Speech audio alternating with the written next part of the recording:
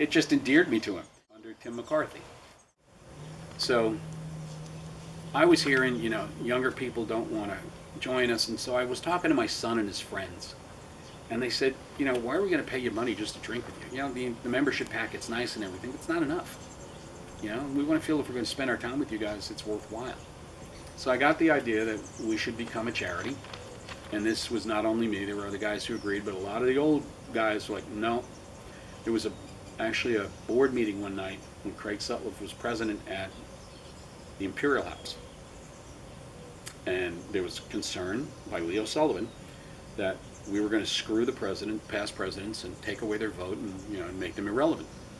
And I actually said to him, I'm going to be president next year if you guys approve us moving forward, right? And I'll resign right now if you don't trust me. And everyone knew I was serious. Like, if it's an issue of trust, that you don't trust me not to screw you, I will resign right now rather than become president. And I think it was the right thing to do. I'll do it if that's what it takes to get this charity done, because I firmly believed that to attract a younger generation who's really interested in purpose, that we were going to have to do something that showed we had some gravitas. We no longer are the big downtown lawyers club or something else now. So Leo relented, and we got it passed, and then we spent some time structuring it. Jimmy Ryan stepped up and wrote all the bylaws and all the other stuff that needed to happen. You and Trevor and Mike, and whoever else was, McCain, I think, involved, all figuring out business plans. So we went from you got nothing to do to you got something to do. I was really relying on guys who had business experience to coach me through this. I had ideas, but I never wrote business plans or bylaws or any of that stuff.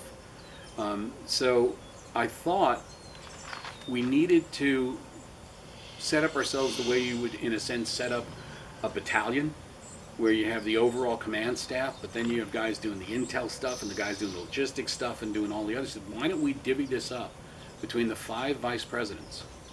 And instead of giving them an event to do, give them an area of responsibility, like marketing, membership, whatever else we just finally decided on.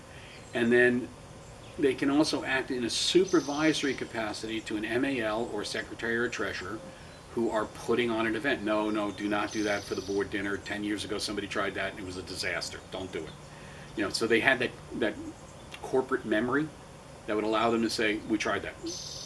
You don't want to go there. Or, yeah, you need to do that. That sounds like a great idea. How can I help?